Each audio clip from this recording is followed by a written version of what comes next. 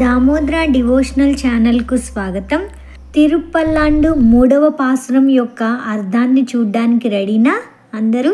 2వ పాసురంలో మంగళాశాసనాలు పాడతారు కదా.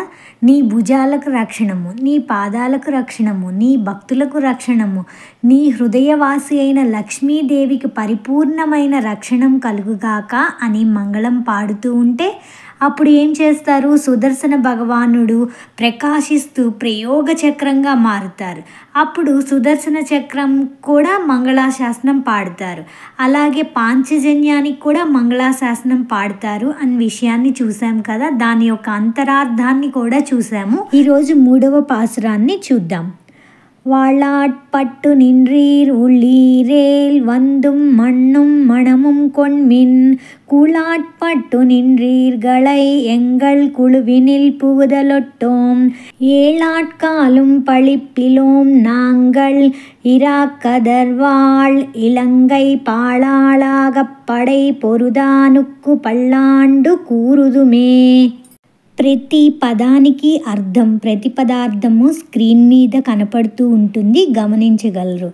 ఇంకా తాత్పర్యానికి వస్తే, స్వామికి మంగళాశాసనం పాడిన తర్వాత లోకాన్ని ఉద్దేశించి పలుకుతూ మనందరినీ ఉజ్జీవింపచేయు భగవత్ సేవ అనే కైంకర్యంలో స్థిరబుద్ధి కలవారై ఎవరైనా ఉన్నచో వచ్చి దీక్షామృత్తికను కంకణమును అంటే భగవంతుని సేవ చేయుటయే అను కంకణమును స్వీకరింపుడు.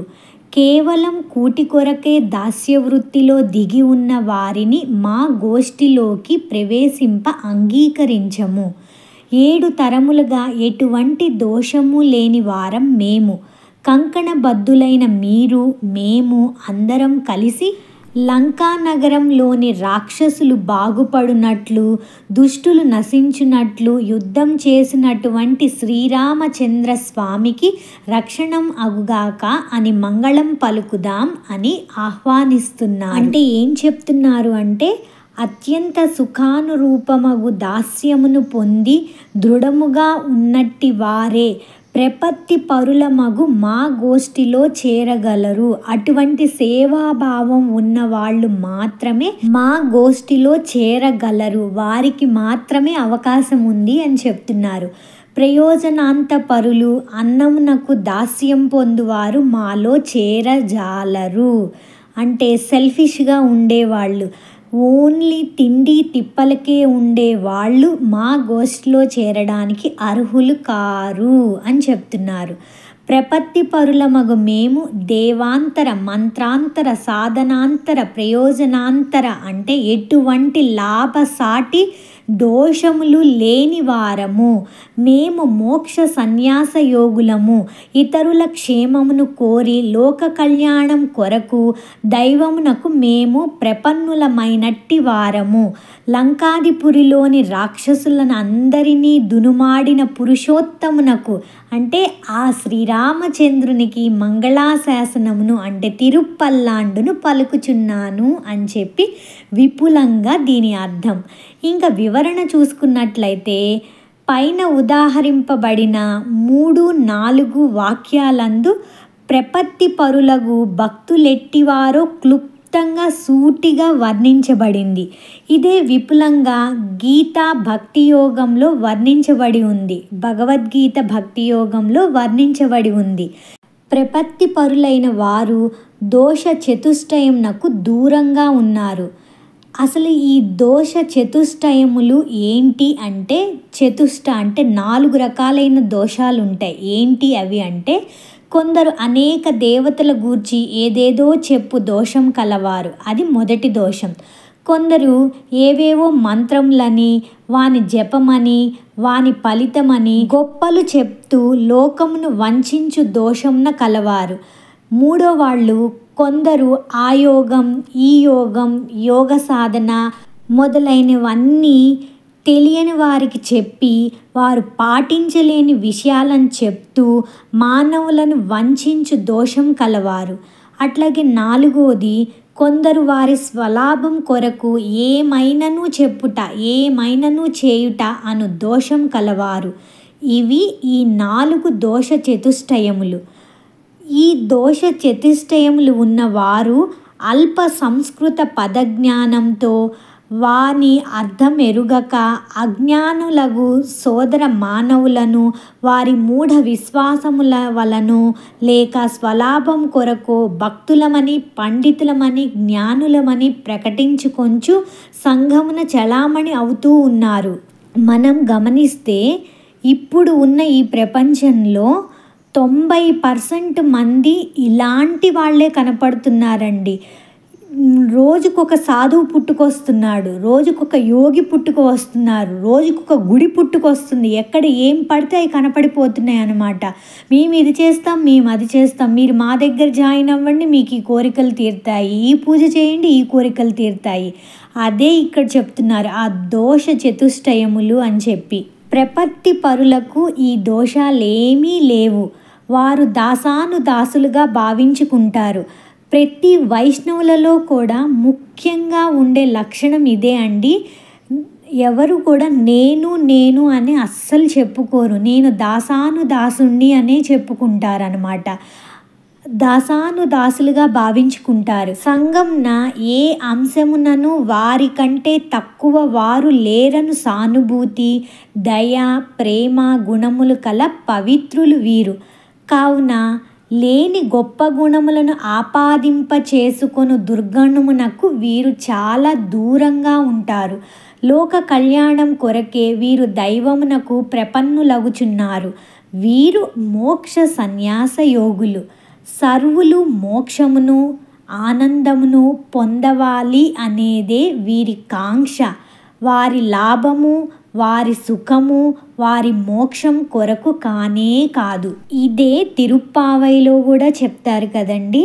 అమ్మ ఆండాళ్ళమ్మ తన ఒక్కదాని కోసం కాకుండా ప్రజలందరూ మనందరం కూడా బాగుపడాలి అని చెప్పి మనందరినీ తనతో పాటు గోష్ఠిలో చేర్చుకోవాలి అని చెప్పి ప్రతి గోపికమ్మ ఇంటి దగ్గరకి వెళ్ళి లేపి అలా ఎంత బాగా చేశారు.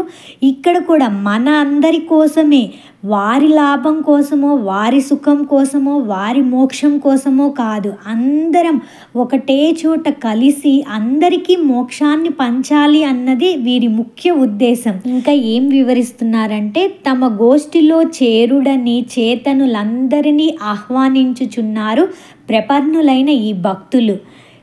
ఇందుకు అర్హత ఏంటి అంటే సేవాభావము దృఢంగానున్నవారు, సేవానుభవమే ఆనందమని తలచు సత్పురుషులు. వారు మాత్రమే ఈ గోష్ఠిలోకి అర్హులు. ఇందుకు అనర్హులైన హీనులెవరు అంటే స్వలాభపరులు, డబ్బు కోసం ఏ నీచ కార్యమైనా చేయుటకైనా సంసిద్ధులుగానున్న దుర్జనులు. మనము ఏ గోష్ఠిలో చేరదామో మన సాక్షికి మనమే ఆలోచించుకోండి. ఆళ్వారు హెచ్చరిస్తున్నారు చేతనులకు ఏమని? హేయభావంను వదులుడు, సేవాభావంను స్వీకరింపుడు, ప్రపత్తి పరుల గోష్ఠిలో చేరుడు అని చెప్పి హెచ్చరిస్తున్నారు. ప్రపత్తి పరులైన భక్తులు స్వార్థరహిత సేవాపరులు, సోమరులైన సన్యాసులు కాదు సుమా. లోక కళ్యాణం కొరకు మంచిని చెప్పి మంచిని ఆలోచించి మంచిని చేయుటయో చేయించుటయో అను కార్యక్రమమున ఆసక్తి ఉన్నవారు ప్రపన్నులైన భక్తులు. విశిష్టాద్వైత సిద్ధాంతము సోమరితనమును ఖండించును. కావున చేతనులను దోషరహితులు గండి, సేవా తత్పరులుగా అవ్వండి అని ఆహ్వానించుచు మంగళాశాసనములను అంటే తిరుపల్లాండును పాడుతూ ఉన్నారు ఆళ్వార్లు. ఆహా, ఎంతటి నిర్మల మంగళాశాసనము!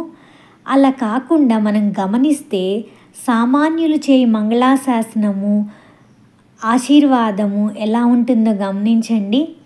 ఆయురారోగ్యాభివృద్ధిరస్తు, ధన కనక వాహన సిద్ధిరస్తు, పుత్ర పౌత్రాభిరస్తు, చిరంజీవ చిరంజీవ చిరంజీవ సుఖీ భవ. ఇలా వరుసగా చాలా ఇలాంటి ఆశీర్వచనాలు చాలా ప్రతివాడు చేస్తూనే ఉంటాడు కదా.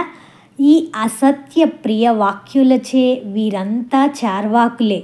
మనోహరమైన మాటలు చెప్పి బ్రతుకువారు. నిజమే కదండి, ఏ ఆశీర్వచనాలు మనకి వినపడుతూ ఉంటాయి, చూస్తూ ఉంటాయి. ఇక్కడ విశిష్టాద్వైత సిద్ధాంతపరంగా మంగళాశాసనము ఏంటి అంటే, సర్వులు జ్ఞానవంతులై సేవా తత్పరులై సజ్జనులుగా ఉందురుగాక అనునది ఆళ్వార్ల మంగళాశాసనం. ఇదే విశిష్టాద్వైత సిద్ధాంతపర మంగళాశాసనం అని చెప్తున్నారు. అందువలననే పెరియాళ్వారు కావించిన మంగళాశాసనము విశిష్టంగా భావించుచున్నారు. అందుకని ఈ విశిష్టత ఈ తిరుప్పల్లాండుకు వచ్చింది. ఇంకా ఈ పాసురంలో పురుషోత్తముడైన శ్రీరామునికి మంగళాశాసనం చేసినట్లుగా ఉంది కదా, మంచిదే. శ్రీరాముడు మానవనాథుడిగా సత్పరిపాలన చేసినవాడు, ఆదర్శప్రాయుడు. అందువలన ఆయన పురుషోత్తముడు. వీరిని చూచి తలచి ఇతరులు సద్గుణవంతులై పురుషోత్తములు కావాలను. అందువలన పురుషోత్తముడైన శ్రీరామునకు మంగళాశాసనం పలుకుట అందరికీ, అంటే శ్రీరాముని ఆదర్శంగా పెట్టుకున్న అందరికీ కూడా మంగళాశాసనం పలికినట్లే అవుతుందన్నమాట. ప్రత్యేకించి ఇక్కడ మనోహరమైన ఒక అంతరార్థం ఉంది. ఏంటి అంటే, లంక అనేది నీ యొక్క చిన్న సంసార గృహమునకు సంకేతంగా అనుకుంటే, నీవు ఆ లంకలో చిక్కుకుపోయి ఉన్నావు. చుట్టూ సముద్రం ఉంది కదా, అట్లాగా చుట్టూ పలు చిక్కులతో కూడిన ముండ్ల ప్రాకారం నీ గృహమున ఉంది. ఇక మన గృహంలోనే అనేక రాక్షసులున్నారంట. ఎవరు వారందరూ అంటే, సప్త వ్యసనములు, అరిషడ్వర్గము, స్వార్థము మొదలైనవన్నీ కూడా రాక్షసుల వంటి వారు.